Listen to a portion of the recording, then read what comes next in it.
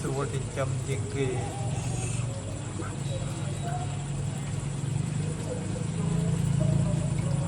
អត់ងាយងាប់ឯនេះតាំងពីចិញ្ចឹមមក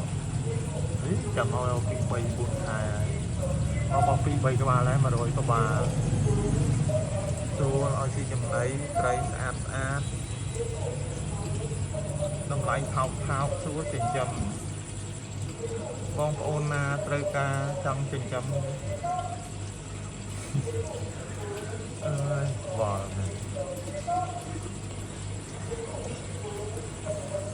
ហើយមានពណ៌ខ្លះមែនអានេះឃើញពណ៌ពណ៌blue មែនអត់មានមួយអានេះវាពណ៌បៃតងខហើយនឹងពណ៌ yellow មួយពណ៌ yellow មែនម៉ានពណ៌1 2 3 4 5 6មាន6ចុះនេះខៅពណ៌អីនេះខៅពណ៌អីពណ៌ក្រហមអានេះក្រហមនេះក្រហមអង់គ្លេសគេថាម៉េច red អត់ជឿអានេះអេណោនេះពណ៌អីអាយទៅបាត់ហើយនេះពណ៌ purple ផលខ្មែរហៅពណ៌អី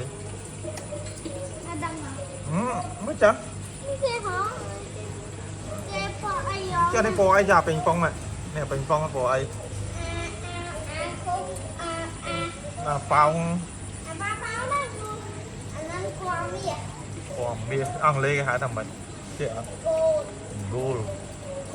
អត់ចានោះពណ៌នេះពណ៌អី blue ខ្មែរគេហៅពណ៌អីពណ៌សមុទ្រពណ៌សមុទ្រ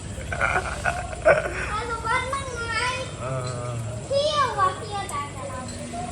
បន្ទាប់ពីធ្វើការហត់នឿយពេញមួយថ្ងៃ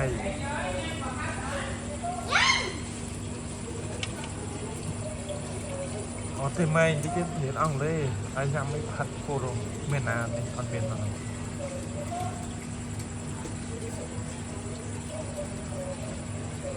មិនต้องយ៉ាងម៉េចទេនេះតាមដល់